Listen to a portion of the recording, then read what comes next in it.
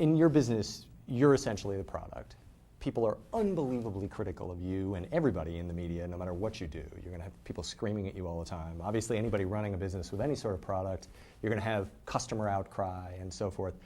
How do you figure out what to listen to, what not to listen to? How do you get a thick enough skin that when people say the worst possible things about you, you just go on? Well, you know, it's interesting because I think that over the years I have gotten better at this. But when you are in the public eye and you live in a fishbowl, like I feel like I do, people will always have commentary about who you are, what kind of a person you are, what you look like. I mean, I used to get, you know, we used to have a segment on CNBC called Buy, Sell, or Hold. And people would call up and ask for stock picks. But before they would ask my guest, buy, sell, or hold, they would say to me things like, Maria, congratulations on the baby. You know, you're having a baby, you're pregnant. I've never been pregnant. You know, I mean, I must have gained 5 or 10 pounds or something. And it's mortifying.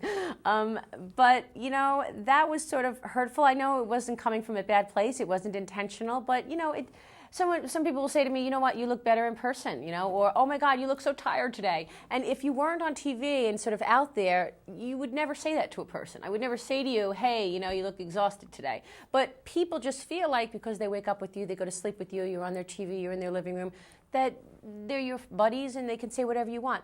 I'm flattered and I feel humbled and really privileged to be in that position.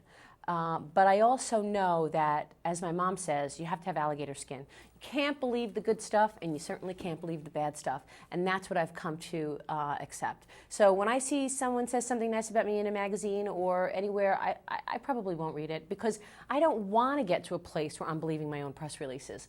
I need to stay even-keeled and with my feet on the ground and recognize that my success is a result of a lot of support from people, hard work, there are no shortcuts, and loving what I do. But you can presumably learn from some criticism. When Of you course. say you've blown it in the past, you learn from that. So how do you separate the two?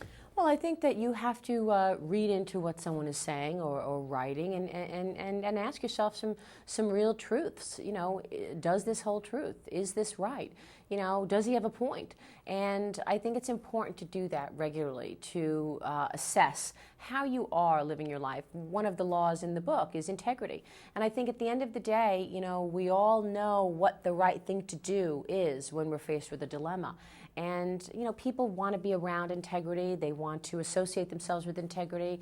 You can be incredibly successful and not have integrity, but you can't be successful, truly successful, without integrity, I believe.